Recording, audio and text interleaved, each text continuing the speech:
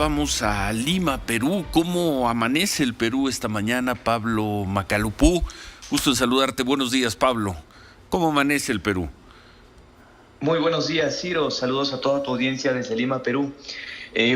Perú amanece con la primera mujer presidenta del país en su historia, Dina Boluarte. Ella ha sido vicepresidenta de Pedro Castillo hasta ayer por la tarde, luego de que el presidente dio un golpe de Estado que dejó a todos sorprendidos. Este golpe de Estado cae 30 años exactamente después del autogolpe que hizo Alberto Fujimori en 1992.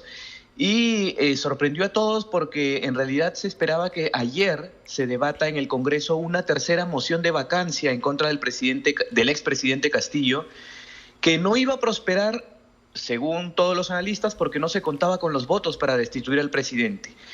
Horas antes, el presidente decide patear el tablero, como se diría coloquialmente, y lo que hace básicamente es ordenar el replanteamiento de todas las instituciones judiciales, del Poder Judicial, de la Fiscalía, de la Junta Nacional de Justicia, que elige a los magistrados, y obviamente disolver el Congreso, ¿no? Que el Congreso estaba haciendo una oposición bastante fuerte para investigar al presidente y obviamente hacer un juicio político que viene a ser todo este proceso de vacancia, esta moción de vacancia, este debate por la vacancia, por incapacidad moral permanente, que es la misma causal por la que fue destituido en el 2000 Alberto Fujimori y en el 2020 Martín Vizcarra. Sí.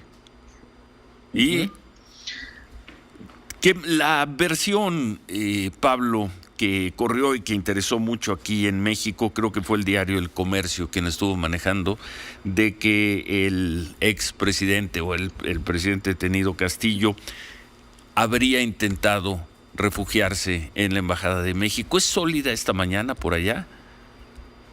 Bueno, de momento se mantiene esta versión, puesto que acá la opinión pública inclusive se maneja, ¿no? Esta imagen de que el respaldo mayor que ha tenido el presidente Castillo ha venido del gobierno de Andrés Manuel López Obrador, México. Sí.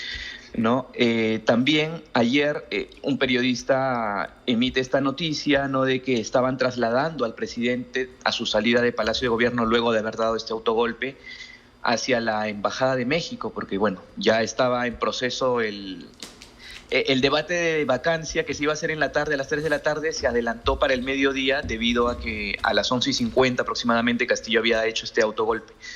Entonces, en el medio del tráfico de Lima, la policía detiene a Pedro Castillo, a su familia, a la gente que estaba ahí en la comitiva, ¿no? Inclusive el expresidente del Consejo de Ministros, Aníbal Torres, que lo acompañaba hasta la noche. Y la versión que se manejaba en ese momento es que Pedro Castillo estaba siendo trasladado desde el centro de Lima, el centro histórico, hacia San Isidro, que es el distrito empresarial de Lima, donde está la Embajada de México.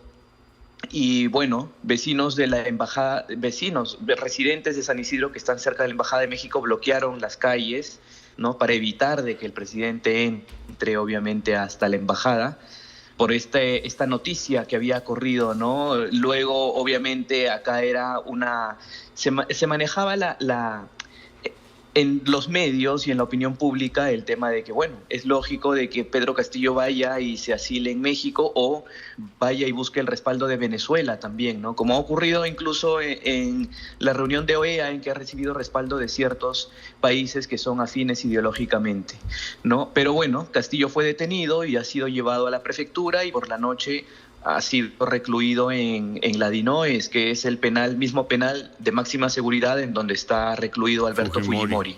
Ahora, ayúdanos a comprender, porque vimos la votación, creo que fue 101 a 6.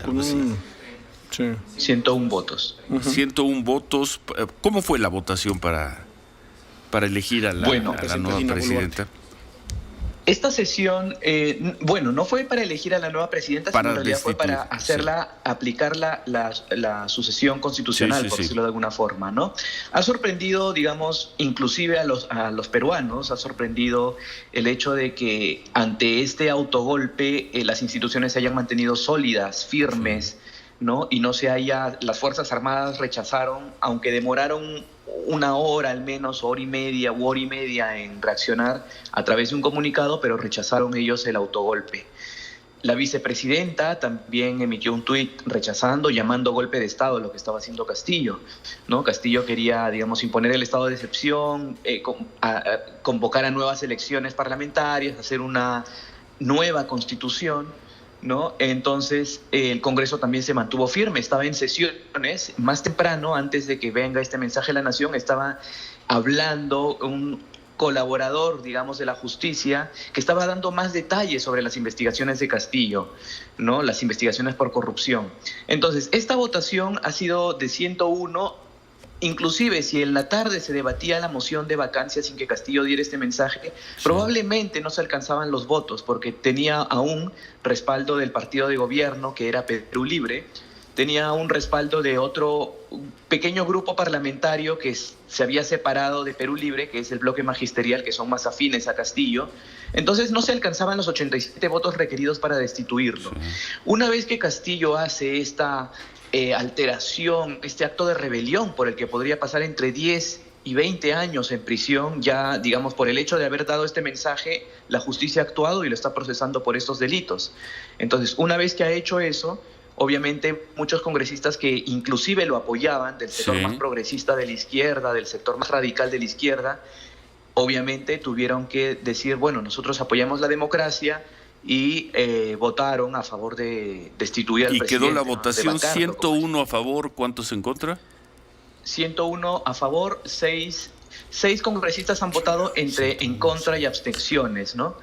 Digamos, son congresistas que han sido ministros en algunos casos, o que han sido del sector más radical Digamos, pero no del hay grupo de lugar, Pedro no hay Castillo. lugar a ninguna duda. 101 a 6 es una votación aplastante y las Exacto. fuerzas de la izquierda votaron por la destitución de Pedro Castillo. Eso es algo que ayer aquí en la tarde en México no se entendía muy bien. Desde el gobierno se estaba manejando la versión de que la vieja narrativa que había sido la derecha, los grupos privilegiados, pero la izquierda No. en pleno votó la destitución Claro. de Por Pedro ejemplo, Castillo. en el caso del sector progresista de la congresista Ruth Luque, ella dijo que, bueno, ella apoya la democracia, ¿no? Porque ella era bastante firme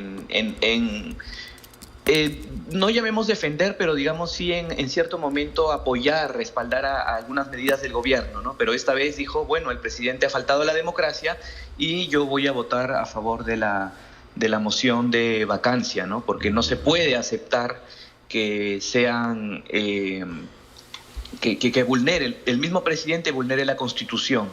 Ahora, exactamente, la comunidad internacional, bueno, a la audiencia mexicana también decirles, ¿no? Que incluso en la sesión de la OEA se hablaba en algunos casos de que esto era una posición de un sector del sector de la derecha, de las empresas y todo, pero en realidad, por eso mismo digo, ha habido una unidad de las instituciones, inclusive un momento decisivo para las fuerzas políticas de derecha, de izquierda, ¿no? de centro, para unirse y destituir este acto que obviamente no queríamos que se repita, ¿no? 30 años después, exactamente 30 años después del autogolpe de Fujimori, que ocurra nuevamente esto, realmente iba a ser lamentable. Bueno. ¿Y entonces a trabajar hoy con el nuevo gobierno?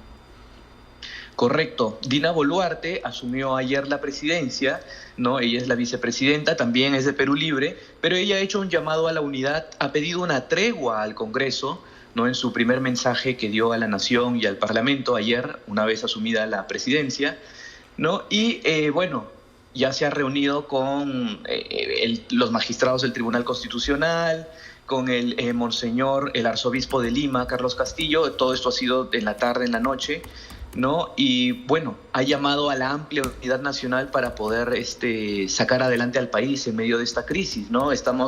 Se ha declarado justo una quinta ola de coronavirus acá en Perú, ¿no? Hay preocupación por el tema de la gripe aviar, hay una crisis económica de la que tenemos que salir adelante, entonces, y bueno, la crisis política que obviamente estaba profundizando todo esto, ¿no? Entonces ella ha surgido pues como esta nueva voz que ya era conocida porque ella era ministra de Pedro Castillo, ¿no? No era una persona muy ausente al gobierno, ¿no? Pero bueno, entonces las fuerzas políticas están dando, digamos, la oportunidad de que obviamente, constitucional obviamente, ¿no? Porque ya le tocaba asumir el cargo, de que saque adelante al país.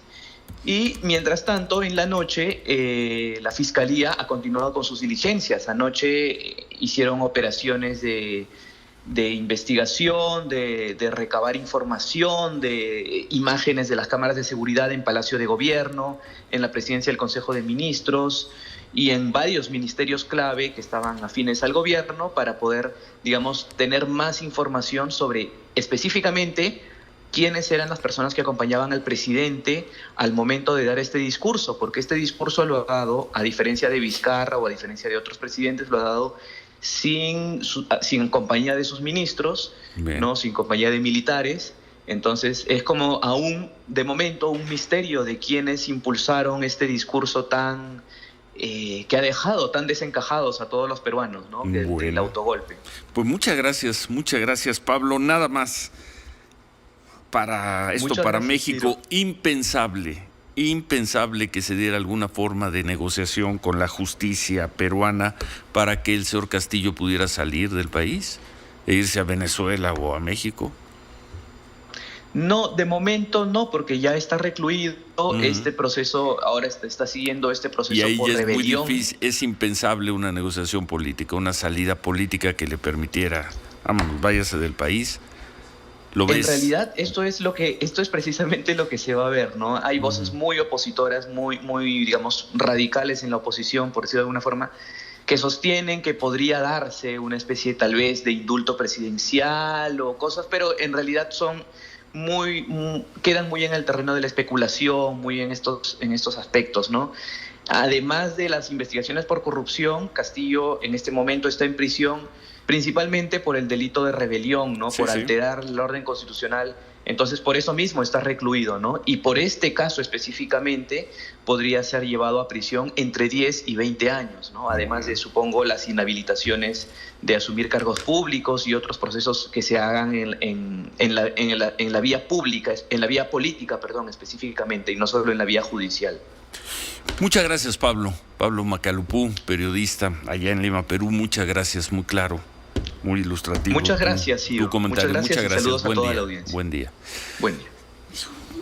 Y si al presidente López Obrador le hubieran dicho ayer, oiga, ¿por qué no le marca a este periodista Pablo Macalupú? Que le explique. O algún otro, tiene extraordinarios periodistas, extraordinarios analistas, siempre los ha tenido Perú. Yo tuve oportunidad de ir a cubrir hace 30 años el autogolpe de Alberto Fujimori, impresionante, sobre todo el periodismo en televisión que hacían los peruanos en ese entonces. Y si le hubieran hablado a alguien así, al presidente, para le dijeran, oiga, presidente, es que la izquierda y la parte más avanzada de la izquierda votará y votó para que se fuera el señor Pedro Castillo. Probablemente lo hicieron, pero el presidente López Obrador dice, no, a mí no me importa, esto nos va a ayudar con el plan B, ponle que fueron las clases privilegiadas y todos los que desestabilizaron a Pedro Castillo. Pedro Castillo va a pasar a la historia como un ejemplo de la falta de talento y de habilidad política para gobernar, más allá de sus ideales y demás. A diferencia de lo que han hecho muchos otros buenos presidentes de izquierda en América Latina. Este señor, desde que llegó, al segundo día ya tenía problemas con su propio equipo. Y todos los que estaban con él votaron en su contra. Volvemos.